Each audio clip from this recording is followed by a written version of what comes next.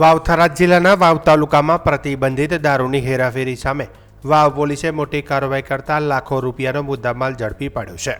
પોલીસે એક Fortuner car સાથે પાઇલોટિંગ માટે ઉપયોગમાં લેવાયેલી સ્વિફ્ટ કાર સહિત કુલ ₹22,06,704નો મુદ્દામાલ જપ્ત કર્યો છે।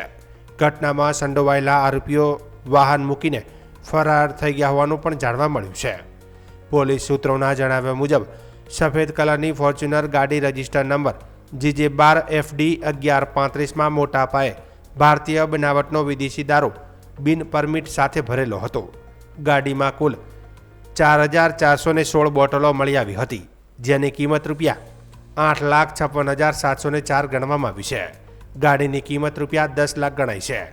આ ગાડીના ચાલક તરીકે અસારા ગામના વિપુલભાઈ રામસિંગભાઈ રાજપૂત અને બાજુમાં બેઠેલા વિપુલભાઈ ભુરાભાઈ ઉર્ફે હાવાભાઈ રાજપૂતનો સમાવેશ થાય છે। બંને આરોપીઓ ગાડી છોડીને સ્થળ પરથી ફરાર થઈ ગયા હતા। આ સાથે જ દારૂ ભરેલી ફોર્ચ્યુનર ગાડીનું પાઇલોટિંગ કરતી Swift car register number GJ24BC 4158 પણ પોલીસ દ્વારા કબજે લેવામાં આવી છે, જેની કિંમત અંદાજે ₹3.50 લાખ છે। સ્વિફ્ટ ચાલક પણ વાહન મૂકીને નાસી છૂટ્યો હતો। પ્રાથમિક તપાસમાં સામે આવ્યું છે કે અજાણ્યા ઈસમો દ્વારા દારૂનો જથ્થો ભરવામાં આવ્યો હતો અને અન્ય અજાણ્યા વ્યક્તિઓ દ્વારા તે મંગાવવામાં આવ્યો હતો। આ સમગ્ર ગેરકાયદેસર પ્રવૃત્તિમાં કુલ 5 ઈસમોએ સાથે મળી ગુજરાતમાં પ્રતિબંધિત દારૂ ઘુસાડવાનો ષડયંત્ર રચ્યો હોવાનું પણ પોલીસે નોંધ્યું છે।